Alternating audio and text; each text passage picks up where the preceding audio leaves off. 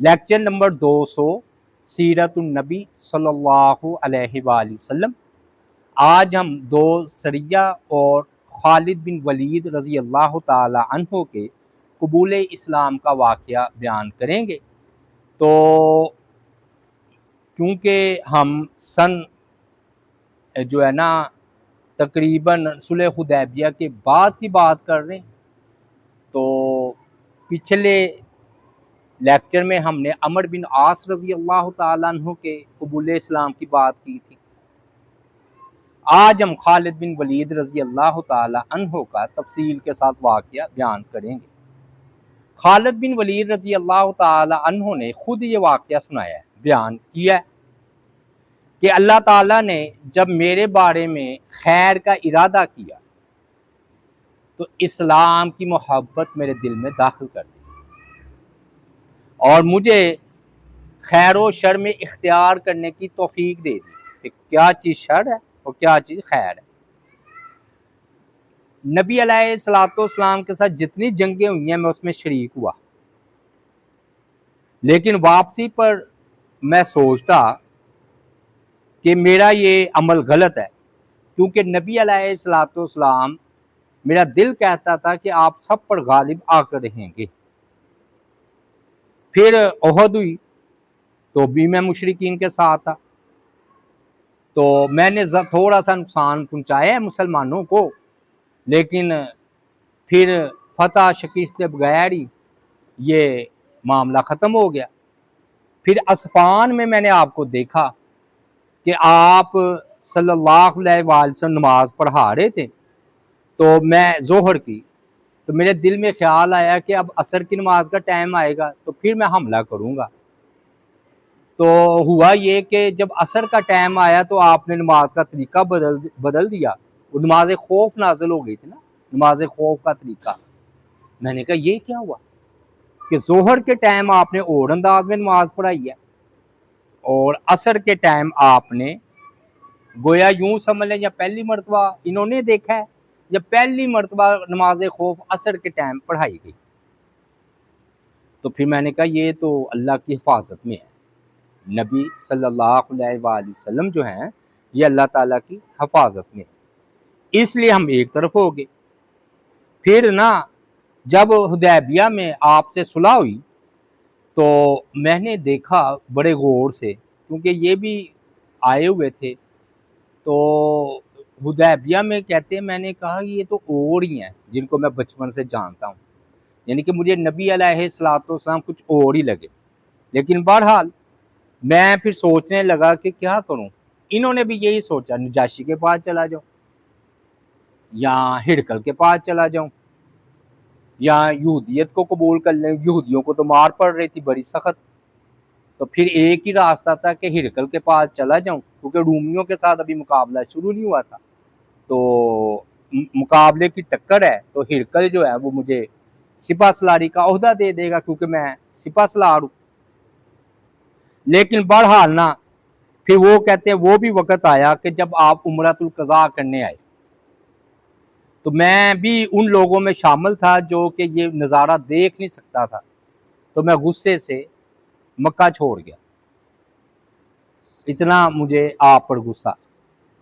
اور یہ نا ولید بن ولید یہ ان کے بھائی تھے، بدر میں قید ہوئے ہیں تو یہ ان کو چھڑانے فدیہ دینے گئے ہیں، الٹا وہ فدیہ بھی چلا گیا، بھائی بھی چلا گیا پیچھے، وہ اس وقت مسلمان ہو گئے تھے، تو وہ داخل ہوئے مکے میں نبی علیہ السلام کے ساتھ عمرۃ القضاء میں، اور میرے بھائی نے مجھے بڑا تلاش کیا کہ وہ کسی طرح مجھے نبی علیہ السلام کی خدمت میں پیش کرے۔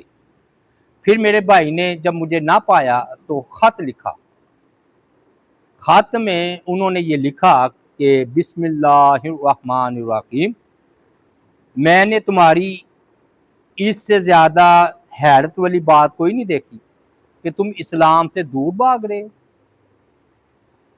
اور جبکہ تم بڑے عقل مند آدمی ہو، کیا اسلام جیسا اچھا دین ہو اور کوئی عقل مند آدمی اسے غافل رہ سکتا ہے؟ جاہل آدمی غافل رہ سکتا ہے، مطلب یہ تھا۔ تو میں تو تم سے امید کرتا ہوں کہ تم بہت عقل مند ہو اور تم اپنی جد و جہد اور تلوار کے ساتھ، یعنی کہ اپنی جو تمہیں جوہر آتے ہیں سپہ سلاری کے، اس کے ساتھ اسلام میں داخل ہو جاؤ، تمہارے لیے یہ بہتر ہوگا، اور ہم جو ہے نا دوسروں سے تمہیں مقدم رکھیں گے، یعنی کہ تمہاری بہت عزت کریں گے۔ اور بھائی جان، یہ بڑے تھے، یہ چھوٹا تھا، یا بڑا بھائی جان، تم جس بات سے اب تک محروم ہو اسے حاصل کرنے کی کوشش کرو، تم نے تو بہت مواقع ضائع کر دیے۔ اچھے، جب میرے بھائی کا یہ خط مجھے ملا تو اس میں یہ پیغام بھی تھا کہ آپ صلی اللہ علیہ وآلہ وسلم نے یاد کیا ہے مجھے، آپ نے ولی سے پوچھا تھا کہ وہ تمہارا بھائی خالد کدھر ہے، وہ نظر نہیں آ رہا۔ تو پھر آپ صلی اللہ علیہ وآلہ وسلم نے یہ بات فرمائی تھی کہ اس جیسا شخص اسلام سے جاہل نہیں رہ سکتا، اگر وہ ہمارے ساتھ تلوار کی جد و جہد میں ہمارے ساتھ شامل ہو جائے تو اس کے لیے بہتر ہوگا۔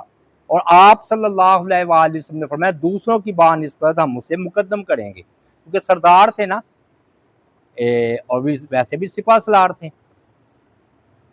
اور میں آپ کو آپ صلی اللہ علیہ وآلہ وسلم کی ایک خوبی بتاؤں، آپ جوہر شناس تھے، مطلب جس میں جو خوبی ہے نا آپ بھانپ لیتے تھے اور اس کے مطابق اس کے ساتھ وہ رویہ اختیار کرتے تھے۔ دیکھنا ابو ہریرہ ان کو حدیثوں پر لگا دیا، ابو ذر غفاری اس میں زہد تھا، ان کو کہا دولت ہی تقسیم کرتے رہو، ان کی چلو وصیت۔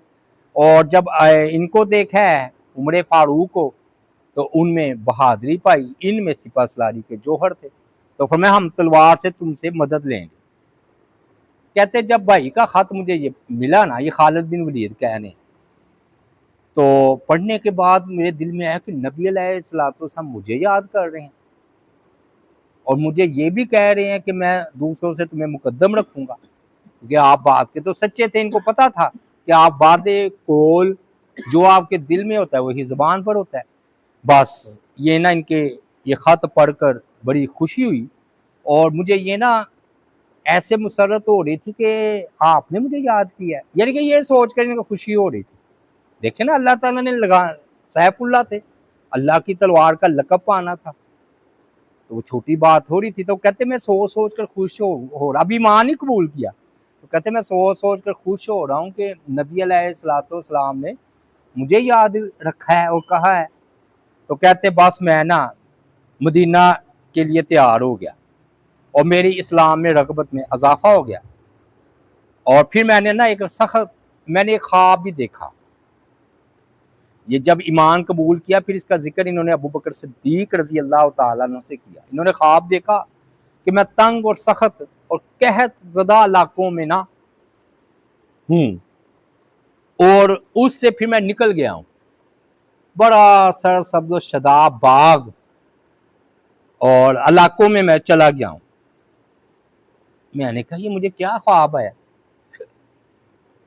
جب میں مدینہ آیا ایمان قبول کیا تو میں نے ابو بکر رضی اللہ تعالی عنہ سے اس خواب کا ذکر کیا ایمان لانے کے بعد، تو انہوں نے فرمایا کہ وہ جو قحط زدہ علاقے تھے نا وہ تھا تمہاری کفر کی حالت، اور جو تم نے دیکھا نا کہ تم اس سے نکل آئے ہو اور سرسبز و شاداب علاقے میں آگے ہو، اس سے مراد ہے اسلام قبول کرنا۔ اللہ تعالیٰ نے تمہیں خواب میں پہلے ہی سے خوشخبری اور بشارت دے دی تھی کہ تم اسلام کو قبول جو ہے وہ کرو گے۔ پھر میں نے نبی علیہ السلام کی حاضری کا ارادہ کیا، تو پھر میں نے سوچا کہ اپنے ساتھ کس کو لے کر جاؤں، کوئی اور بندہ بھی میرے ساتھ مل جائے، ساتھ ہو جائے۔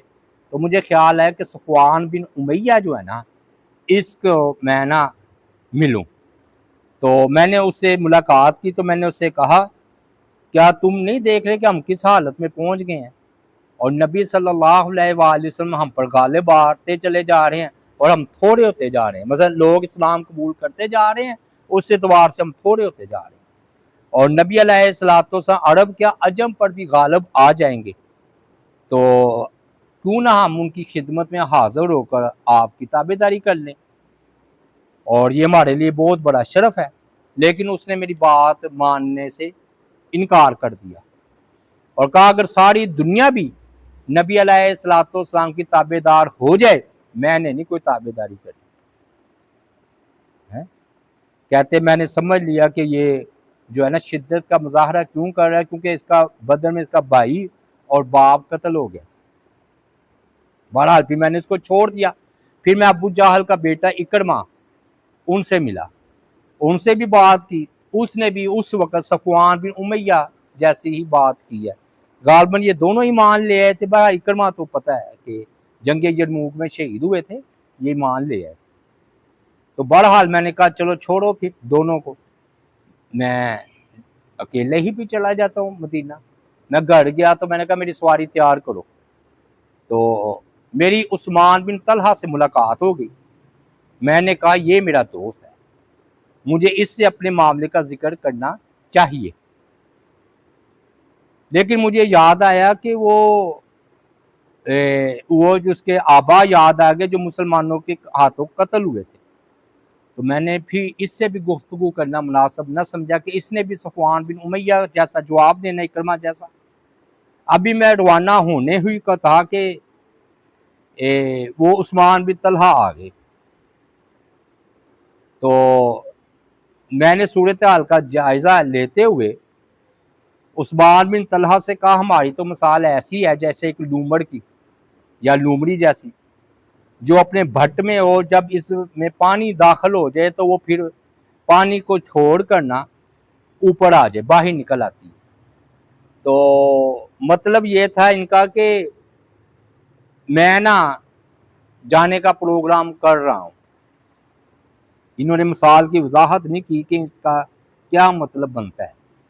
بہرحال وہ سمجھ گئے. تو پھر نا انہوں نے کہا میں کل جانے کا ارادہ رکھتا ہوں اور میں اپنے دو ساتھیوں سے اس کے بارے میں گفتگو کر چکا ہوں اور میں جا رہا ہوں.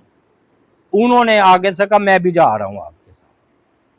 انہوں نے کہا ٹھیک ہے، ہم اکیلے روانہ ہوں گے تاکہ ان کو پتہ نہ چلے مشرکین مکہ کو. تو ہم مقام یحجج یا وادی فخم میں ملیں گے. تو میں نے کہا ٹھیک ہے، تو تم میرا انتظار کرنا، اگر میں لیٹ ہو گیا میں تمہارا انتظار کر لوں گا یا تم میرا انتظار کر لینا. پھر یہ ہوا کہ ہم رات بھر سفر کرتے رہے اور طلوع فجر سے پہلے یحجج پر اکٹھے ہو گئے. رات کو سفر کیا نا. سفر کرتے کرتے جب ہم مقام ہدا پر پہنچے تو ہماری ملاقات وہ عمر بن عاص سے ہوئی جو تھے نا، وہ بھی جا رہے تھے. تو انہوں نے کہا ساتھیوں خوش آمدید. ہم نے کہا آپ کو بھی خوش آمدید. انہوں نے پوچھا کہاں جا رہے ہو؟ ہم نے کہا آپ بتائیں آپ کہاں جانے کا ارادہ رکھتے ہیں؟ تو انہوں نے کہا تم بتاؤ.